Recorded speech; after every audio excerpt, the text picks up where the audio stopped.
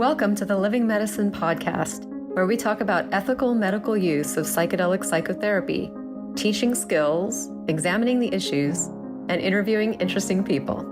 Now let's start today's show.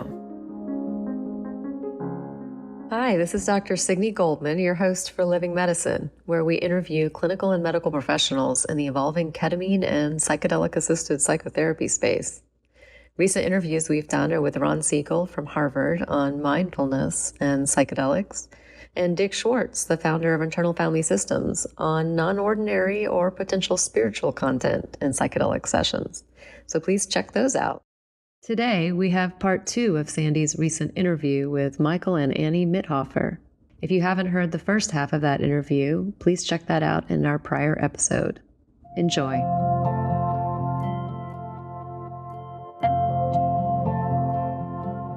Let's kind of talk about this piece about drug research versus psychotherapy outcome research. And I'm going to just pull out a couple pieces in particular, and then we can see where it goes. But what I got in my readings and my watching was one of the big things was the functional blinding piece.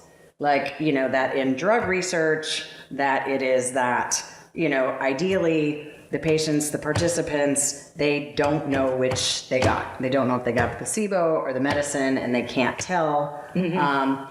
And in the MDMA study, you did these wonderful equivalent placebo groups, and they got exactly the same therapeutic process with exactly the same therapist, but within some point, they're going to know that they got the medicine. And there's no real way. Well, usually, it's interesting. Not everybody did. Not everybody. No. Interesting. Yeah. That's an interesting thing to ponder. Mm-hmm. But that, and then that the review panel said that was a bad thing, which is a very classic, like, holding to the drug research methodology. But the thing is that in psychotherapy outcome research, if you're going to do either waitlist control, which is, what you do if you don't have equivalent placebo, equivalent control group. Mm-hmm. But even in then, if we're going to just like chat, and somebody else is getting CBT, and then we're just chatting, even if it's an hour at a time, people are pretty quickly going to know. Right. Yeah. That they're not getting the therapy. Right. And then related to that, they're a participant in it, so they can't not know what's going on. Right. Mm-hmm. That's the whole model of this. It's a participatory thing. It's a relationship in which the person is an actor and the primary actor in their own healing with support, not that they're just like irrelevant. Yeah. Right. Mm-hmm. Right. Yeah. Right. So they're in the MDMA session, and so in psychotherapy outcome research, that's just an assumption that the participant is going to know. And then another assumption that's kind of related to it, and then I'll stop and turn it over to you, is expectancy effects. Mm-hmm. That if somebody enters a psychotherapy outcome research trial, they're going to have some hope that it's going to work, or they wouldn't do it. Why would they sign up? Why would they sign up? It's a thing. Yeah. Right? Like somebody's monitoring you, they're checking on you, you have to answer a million questions. Like people are, you're going through a whole big thing, there's video. You wouldn't do it if you didn't have some hope that it might work. Mm-hmm. Sure. And so, again, that's just endemic in psychotherapy outcome research, and yet this panel brought those forth as like huge methodological concerns. So what are your thoughts about that? Yeah. Well, when Prozac came along, everybody knew this is a exciting new drug being studied for depression. Yeah. And if they sign up for the trials, they're going to know that. And if they can't have an orgasm the next week, they're probably going to notice that too.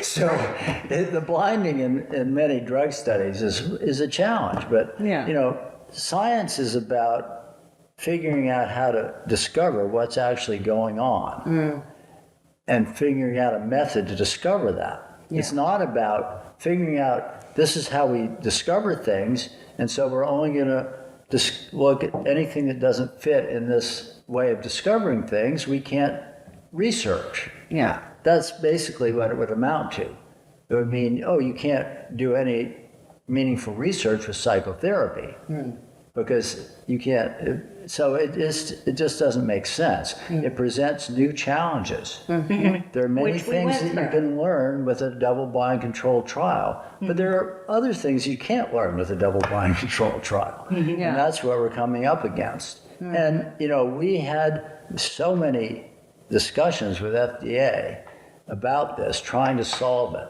First, we tried to do a dose response.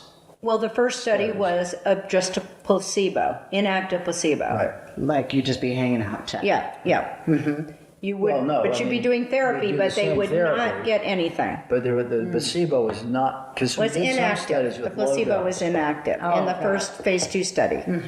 Okay. Yeah, so we've done, And then the second one was the phase dose 2 was response. largely, Rick Doblin's thesis at Harvard was about how to do this, was about thinking you'd solve the blinding problem with dose escalation.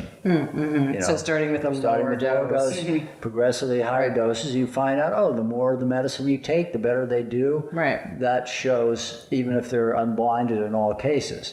The trouble is that didn't work for two reasons. I mean, we'd studied 0, 25, 30, 40, 50, 75, 100, 150, 125. So what we found was it didn't work for two reasons. There's a threshold effect. If when you get to a certain dose, it becomes useful, it becomes helpful, and you can tell people are having an MDMA experience. Right. Below that dose, it's not useful, and you can tell that they're not having an MDMA experience most of the time. There are some notable exceptions. Right. And then, so that was one factor.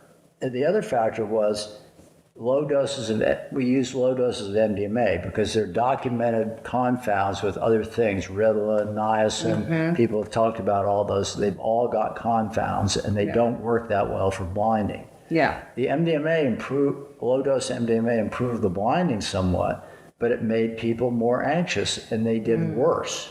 They dropped out. We had to Oh, interesting. Two people dropped out. we had to change in the study with veterans where we did 3 different doses, 30, 75, and 125.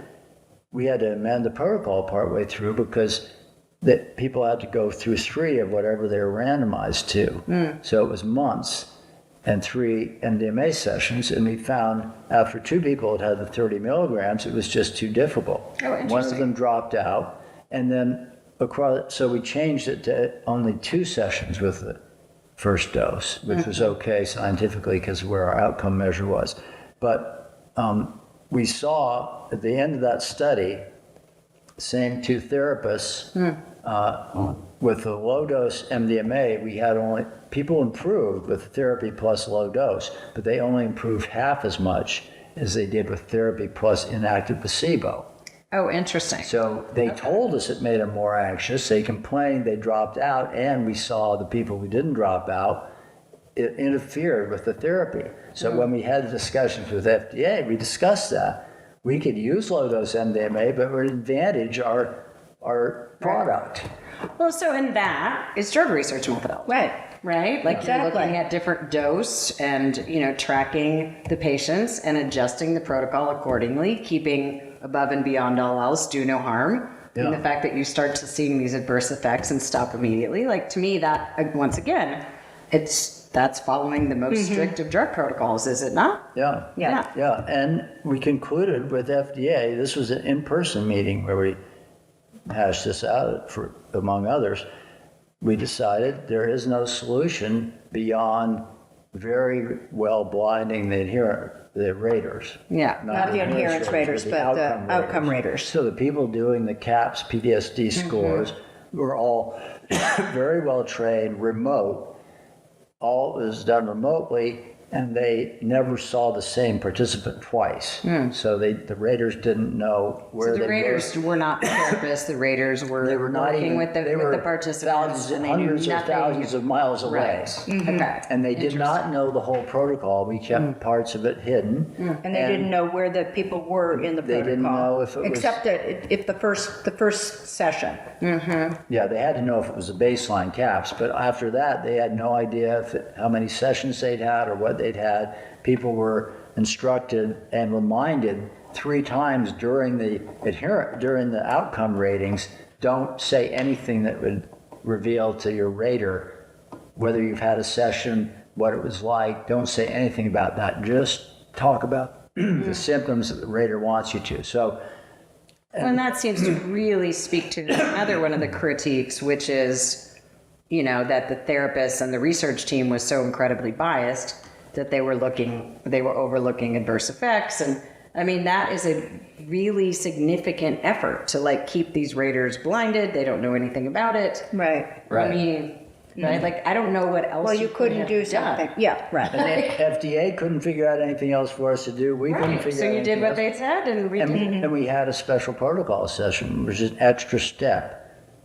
We spent months hashing out all these details, and we have a written agreement that this protocol design is adequate for approval if we get statistically significant results and no new safety problems. So that wasn't really on the table for FDA. Yeah. The AdCom was not apparently aware of how much time we spent working this out as best we could with FDA. I think that's one frustration. Sure, I bet. Is I mean, that you're like, wait a minute, we did how do much that. how much we did to work out some of these things that the committee didn't seem to be aware of. Well, and I think one of the things to me that has always struck me, and I remember hearing it was like an NPR interview.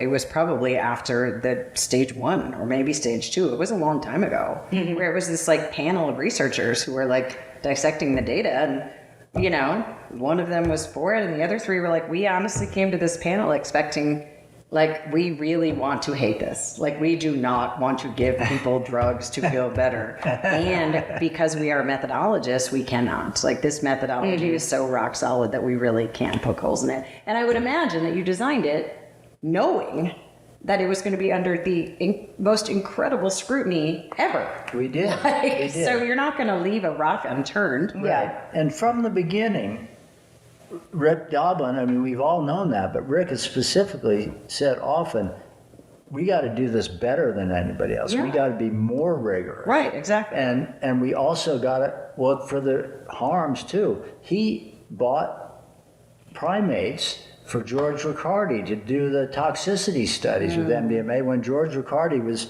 hell-bent on proving MDMA was dangerous. Yeah. And Rick he funded some of that. Yeah. MAPS funded some of those Riccardi safety studies. So he knew we got to be extra squeaky clean, and we've got to look at all the risks as carefully as we can. And that's what, we've been doing for 25 years, and Rick was doing it before that. Right. With funding those other studies. So Yeah, safety concerns have really been addressed at every step, because you would know, the FDA Well, there are is looking some- at it, they're educating you about it, you're going to be doing everything, because that's obviously going to be a big criticism. Right. Yeah. Well, there were some criticisms about the labs that weren't done and the positive adverse events that was misunderstood, I think, by some of the sites in phase 3. But those seem like things that can be addressed. Sure. Maybe in later studies. Right. Or just tracking it really, really, really carefully in a highly controlled rollout. Right. Because the concern there, right, is that people have so many positive effects that it opens up addiction potential. Right. That's what what they're saying is we underreported the positive effects because we didn't call them adverse events, which, we discussed. Silly us. We discussed this. We discussed it in detail, and obviously it was a mistake not to record it differently now in retrospect. Right. But we discussed this about. Well, we did record those in one of the phase 2 studies, I think.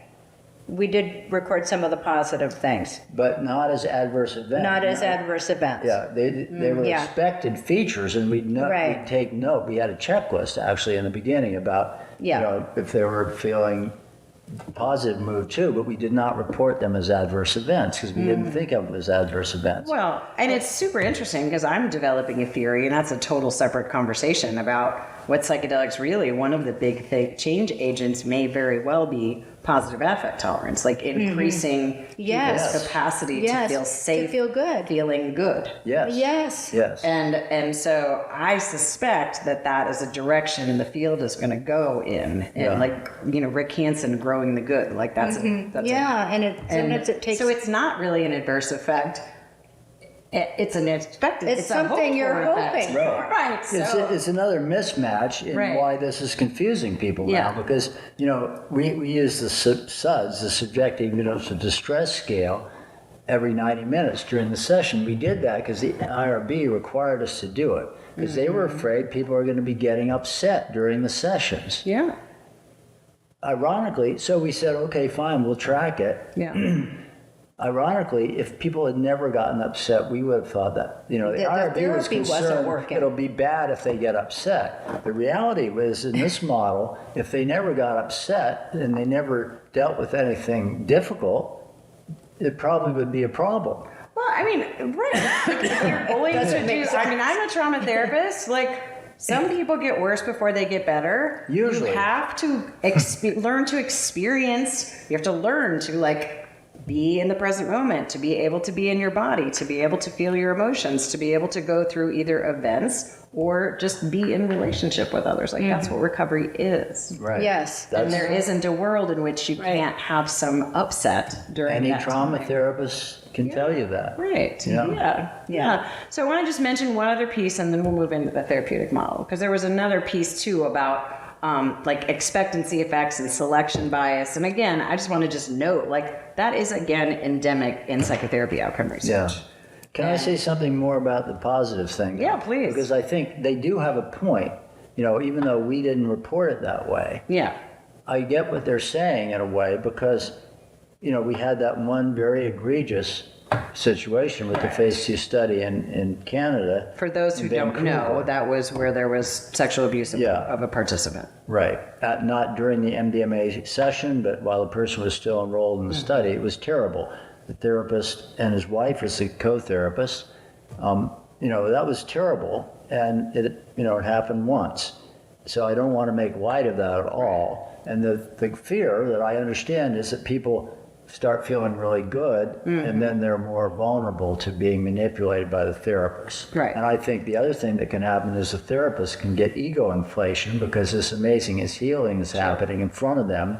The participant is projecting it onto the therapist as such a great therapist. Yeah. And the therapist can take that on, and suddenly they're going down the wrong path. So it's a serious problem, and we need to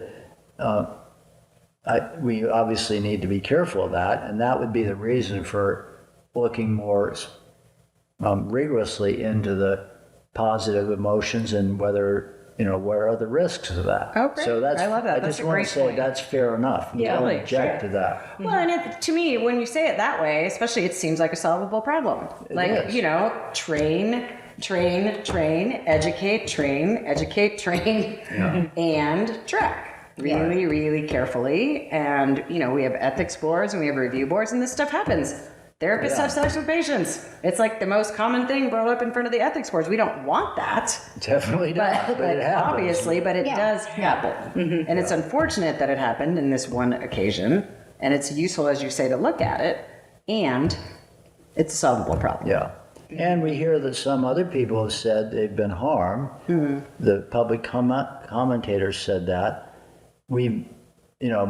The company has made, I don't work for the company, but I'm a consultant, but they've made a lot of efforts to make it easier to report, because we want to know, everybody wants to know if somebody's had a problem. Sure. So there's a hotline and all that. We haven't been able to find out any details about the other people, except we know that some people have said the harm was they had such a deep experience with these therapists in such a short period of time, and then it was over.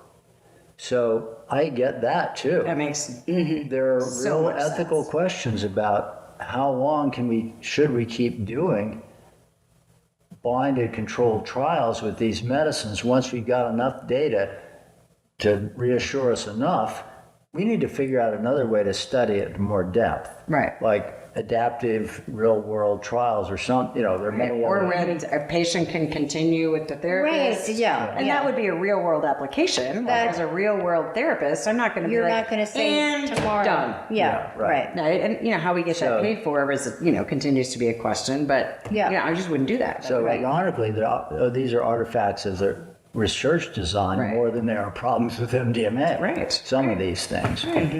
So we got about 10 minutes max. So just to kind of move into, the development of the therapeutic model. Another one of the, kind of criticisms has been like, this isn't really therapy. Like, and it is. I mean, it really, like, as a trauma therapist, like, I can see the different elements of that. And obviously a great deal of intention was put into that. And the study design is that you've got independent raters actually checking that you're doing particular things that are elements of the model. Adherence raters. Adherence raters. Yeah. Yeah. And again, that is what, manualized treatment looks like in a flexible protocol, which is real world application. Yeah, one person on the advisory committee said, well, I don't know, the therapy apparently is just the therapist doing whatever they want. That doesn't really fit with the fact that we have all these highly trained adherence raters who have to show that they have interrelated reliability very frequently, and they're able to rate, according to the manual, whether people are following or not. It's not just a random activity. Right. So that would mean that you have to be able to know you're seeing a particular intervention. You have adherence measures for each type of session, for the prep, for the MDMA, and for the integration session. Yeah. And so they're looking at the videos and then giving that information to the supervisors who are supervising that therapist. Yeah. With that participant. Yeah, so all the therapists had not only the adherence raters, but supervision from us or other more experienced people based on watching the videos of the sessions. We saw what they were doing and we gave them feedback. So it was a very rigorous process. Yeah. And the way it developed is we never discussed with anybody how we were going to actually do the therapy. You might want to take that out. Well, so there is that. No, in terms but that's what comes from being an experienced trauma therapist, though, right? There was no one else involved that knew anything about therapy. Well, you're also not going to do CBT for 8 hours. Like, it's like giving you, that context in a long session is a piece of that as well. But, we had the model that we learned from Stan, and we kind of combined it with our own experience working with trauma, and later we had internal family systems training and stuff. But we started out, we just did it, and I had written an appendix describing the approach about the inner healing intelligence. It was not very long, and it had one reference, Stanislav Grof, LSD psychotherapy page, whatever, where he talks about the inner healing intelligence. That was it. So we did the first study, and it worked. So we realized we got to replicate this, see if we can replicate it, and see if others can replicate it. Right. Therefore, we'll need a manual. And at first we said, we don't really like manuals, and this is very flexible and intuitive. How can you have a manual? But then we kept coming back to the reality that we had to have a manual. And then we realized, actually, you can have a manual with flexibility. Right. And so we thought, well, let's try to write a manual.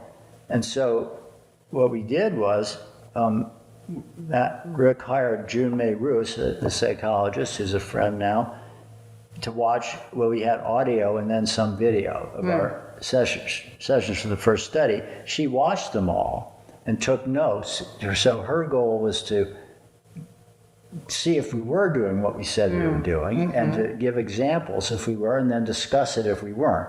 So she did that, and then we spent 2 different week-long periods, one at our house, one at her house, with her, like marathons, 12 hours a day, watching the video or listening and talking about it, and refining the manual to describe what we'd been doing.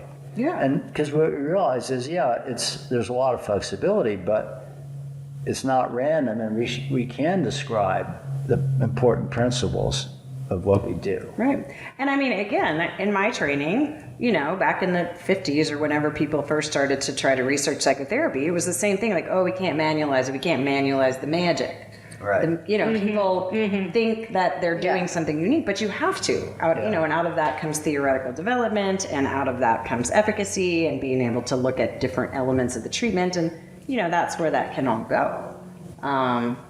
I wish we met you 25 years ago. You know a lot about psychotherapy research. I contacted you. I mean, I really did. I was like, oh my gosh, this is amazing. I mean, there's a lot that we could go into in that. Yeah. So certainly what I'm hearing is there was a great deal of intention put to the model, that you took what you'd been doing, but you'd already been doing trauma work for a really long time and had been doing it effectively, that you had already blended non-ordinary states of consciousness with trauma work, so that informed what you were doing, and then you went back and then you manualized it. You looked at And other then things made an that were adherence emerging. manual. Right. Yeah. And you studied other emerging things, IFS, Like somatic IFS, experiencing, and things like that. Hakomi, and all of those different things that are informing it. Yeah, There's I want certainly to a just say psychodynamic framework. how powerful, what a powerful addition learning about IFS has been. Yeah. From, Dick Schwartz has developed such a powerful model of that, and it is a really good synergy. Totally.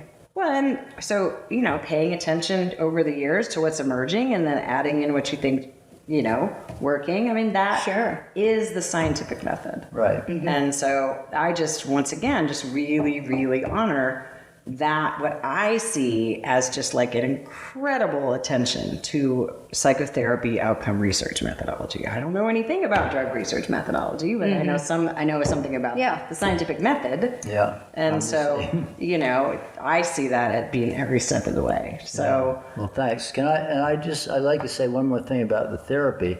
Is before Annie shuts me up. No, I'm not going to shut you up. Of course, you have one more thing. We're not saying the way we describe this in the manual is what everyone should always do from now on at all.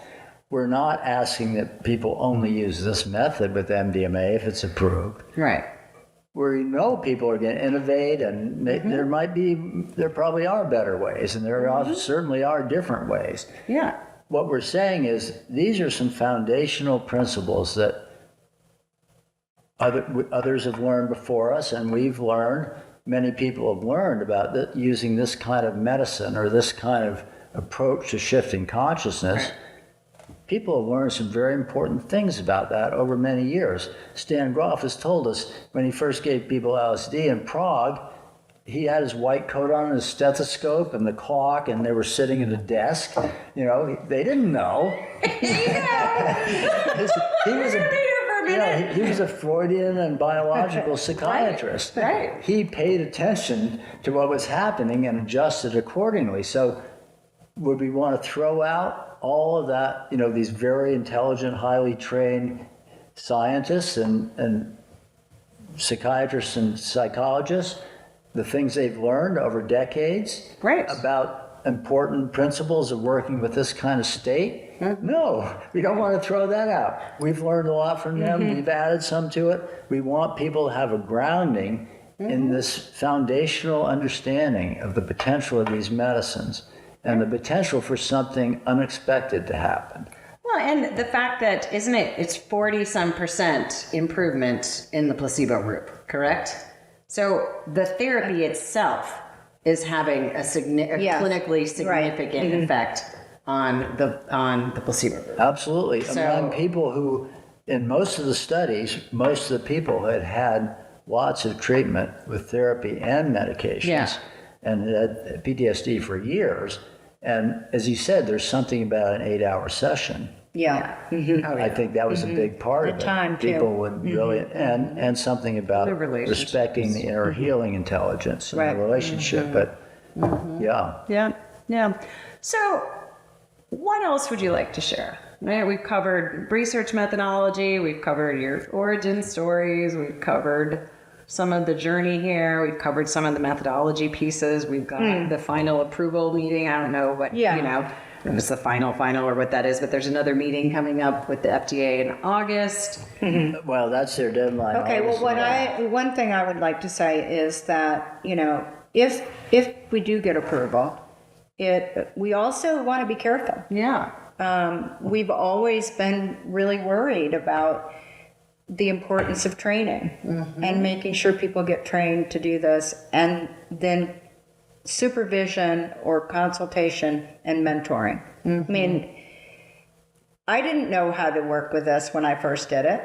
I knew something about being with people in non-ordinary states, but each participant is different. And so in having an ongoing relationship with your mentor or supervisor for, unexpected things, I think that's got to be part of it. Right.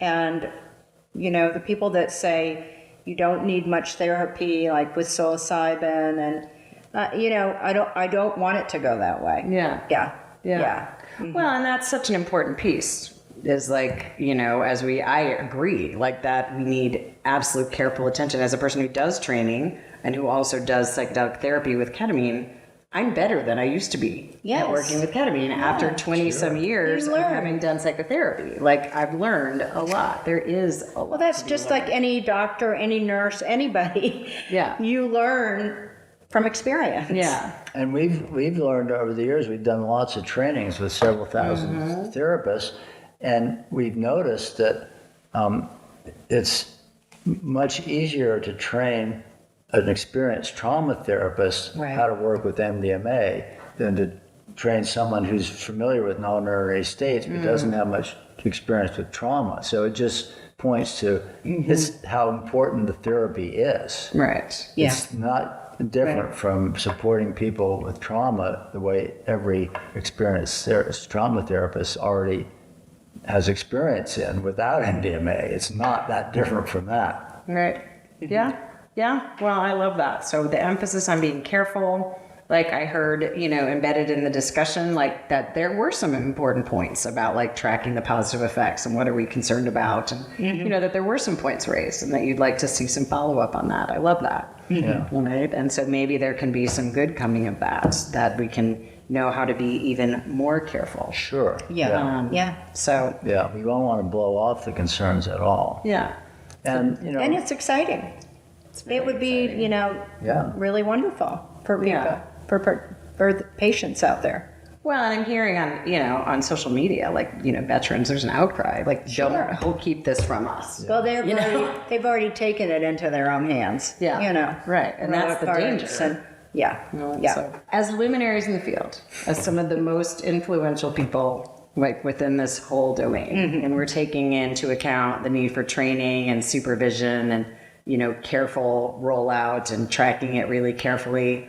What advice would you have for me as a person who actually co-runs a training program and would like to be involved in this, and really for others like who are involved in that training and supervision effort? Like, what kind of advice do you have for people like me or others? we need you.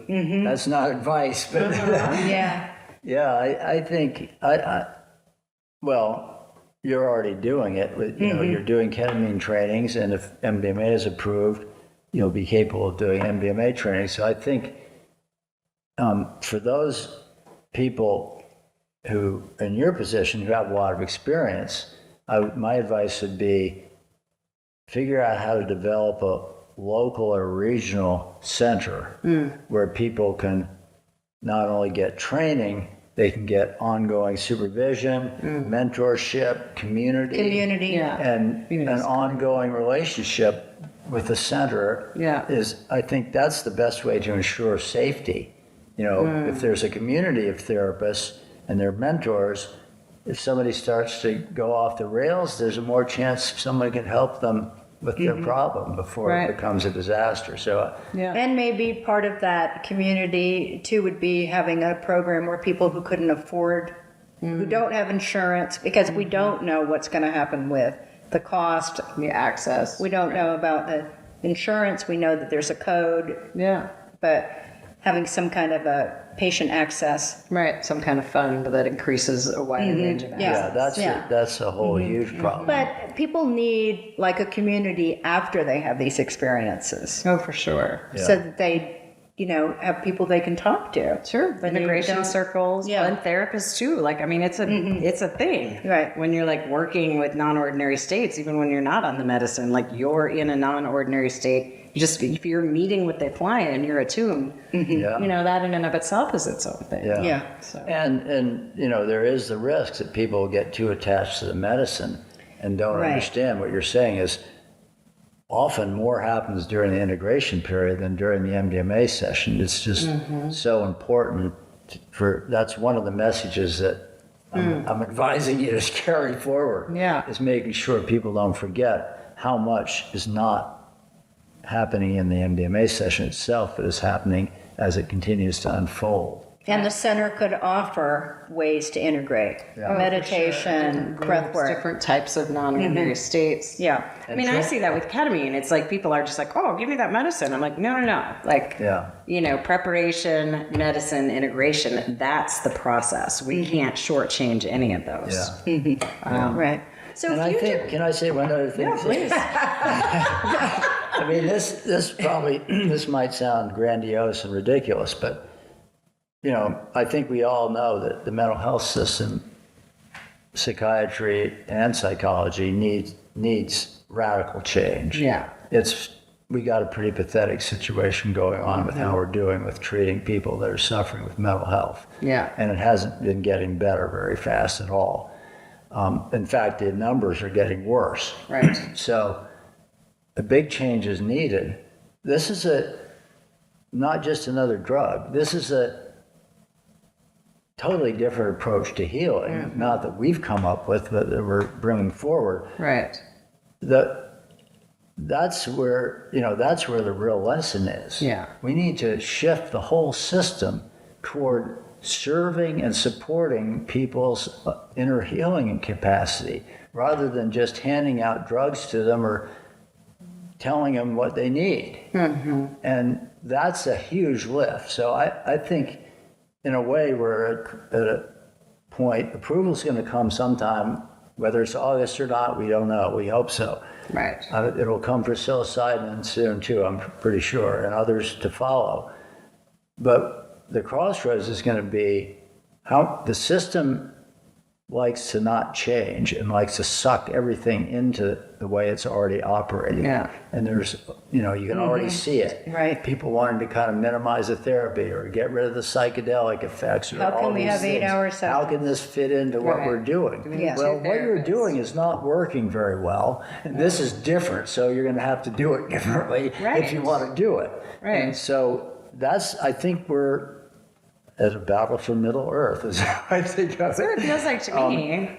which way is it going to go? How much? And I'm sure it's going to be mixed. But to me, that's where I hope you, next generation, can make sure that this changes the system rather than that the system distorts Takes it over. the potential of these medicines. Yeah. Well, and it's so interesting because it's like there's like symptom reduction, and then this is like enhanced consciousness, the ability to deepen into meaningful relationship, the capacity to experience joy and well-being, of which symptom reduction becomes a part of it. But when we begin to look at growing the good and enhanced quality of life, and that is a multimodal, multi-factor piece, which this is just one piece. Right. You know, like I see what you're saying. Yeah. It's a systemic change. Yeah, and some people don't want that. Some people would rather just have a pill, but many people would be willing to go through the effort and the pain that it can take to take this other route to really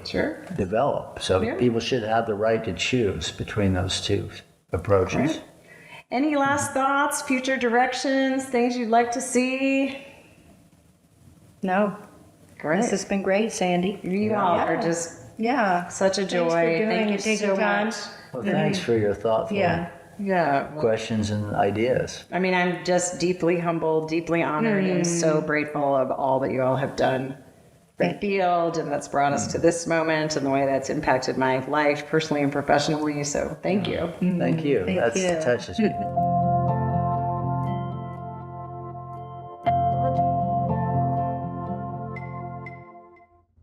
Thanks for joining us at Living Medicine. Be sure to check out our upcoming episode with Dick Schwartz, the founder of IFS, where he talks about unusual experiences encountered in the altered state. See you soon.